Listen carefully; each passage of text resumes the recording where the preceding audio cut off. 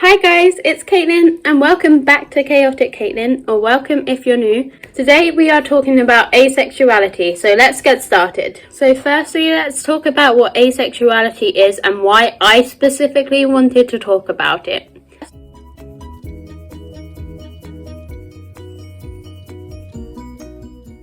So asexuality is little to no sexual attraction. So that can be anywhere between allosexual, which means having sexual attraction, to asexual, which means having no sexual attraction or little to no sexual attraction. So even asexual, they may have some sexual attraction. For me, why I wanted to talk about this is because asexuality is never mentioned as a sexuality, really. People forget about it. In my opinion, it's basically the opposite of bisexual. Bisexual means attracted to two or more genders, I think, and asexuality means attracted to little to no people, you know? So it's basically the same. Why I wanted to specifically talk about it is this is my debut. I'm going to use the term shall be used from all of those years ago in her Anthony Padilla video. This is my debut. I am pan-romantic asexual. So I remember at the end of one of my videos I was like, happy Pride Month, by the way, I'm pansexual. That wasn't true. I knew it wasn't fully true at the time because I knew my sexuality. I am pan-romantic asexual, meaning I experience romantic attraction to people regardless of their gender, and asexual meaning little to no sexual attraction. Although I like to use the term spectrum, that could be anywhere between allosexual to asexual. And the reason I wanted to talk about this is because people think it's talking about your sex life when it's not. I have never been in a relationship anyway, but I know I'm asexual. So like I said, I know I'm asexual without being in a relationship. People know they're bisexual without being in a relationship with someone of the same or a different gender. And people think it's talking about sex lives when it's not. It's a sexuality. It's how you identify what you are attracted to.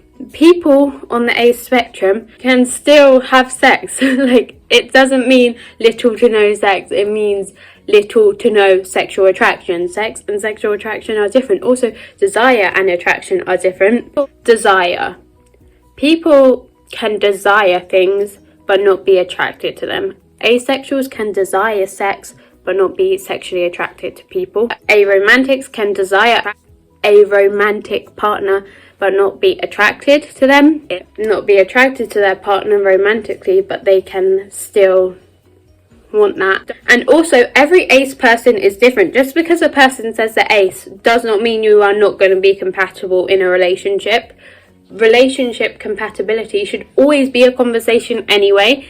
And when people just assume that because you're ace it's not going to work out because you need certain aspects in a relationship, that's not necessarily true. Some aces, sure, that might be true, but you need to get to know each individual ace person to realize what you are compatible with and what you're not compatible with, and then whether it will work. You can't just write off all asexuals because all of us are different. Like, all bisexuals are different, all lesbians are different, like, you know. Another thing, romantic and sexual attraction, those are different too.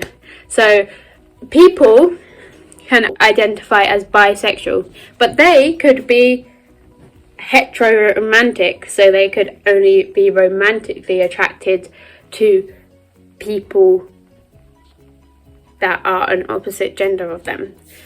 Why am I ending every sentence with two people?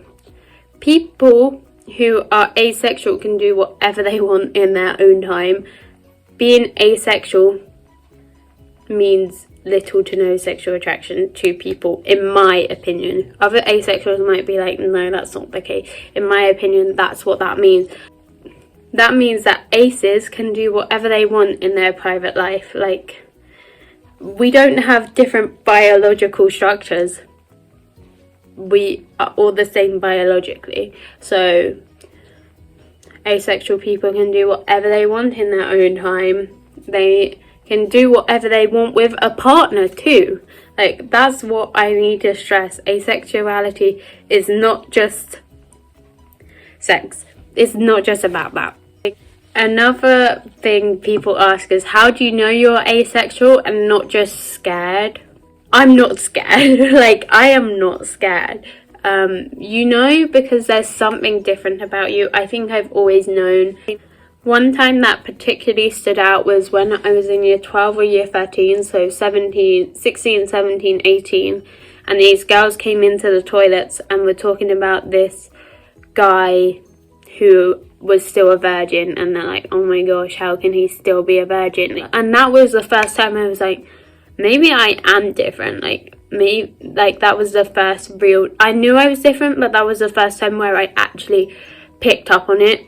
Like, oh, so people just value that in a relationship, or like what? So then that led me on my journey, and that's when I found trouble.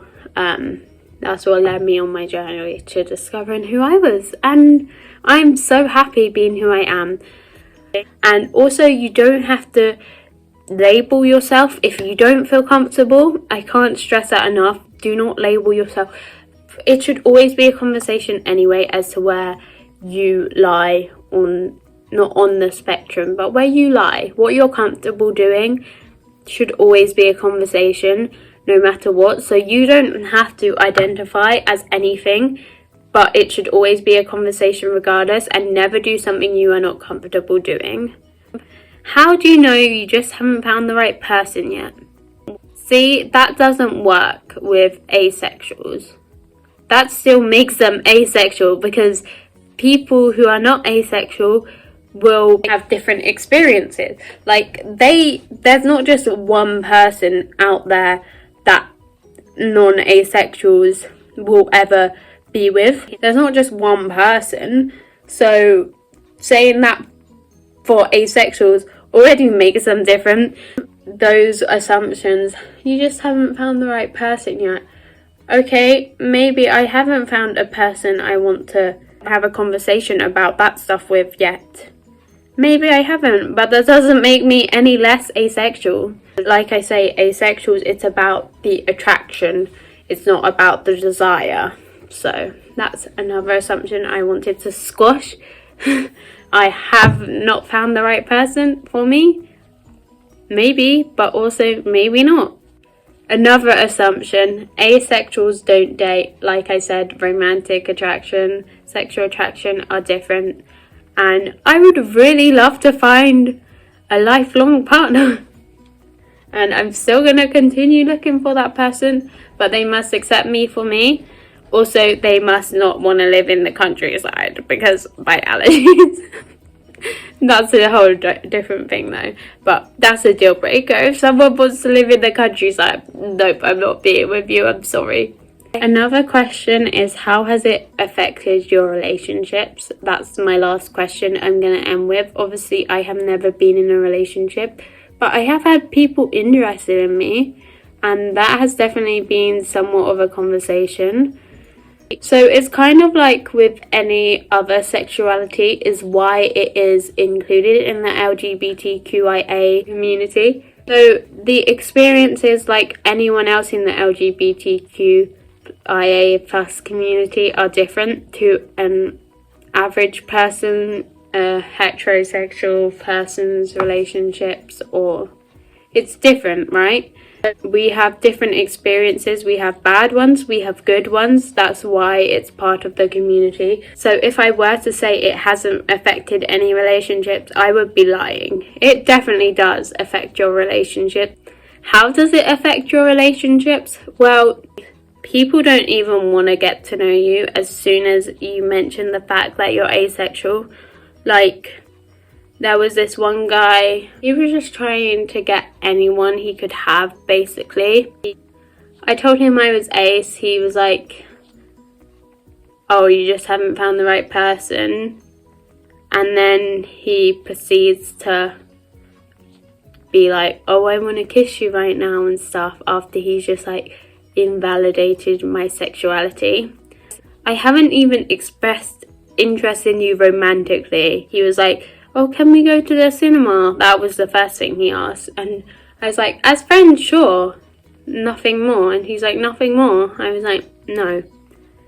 So I made my intentions clear very early because I was walking home from school at the time. Later on, he was like, because I was walking with him. And then he was like, oh, I really want to kiss you right now, like when I had to go. I was like, he was like, but I think it's a bit soon. I'm like, you just not understood anything I've told you.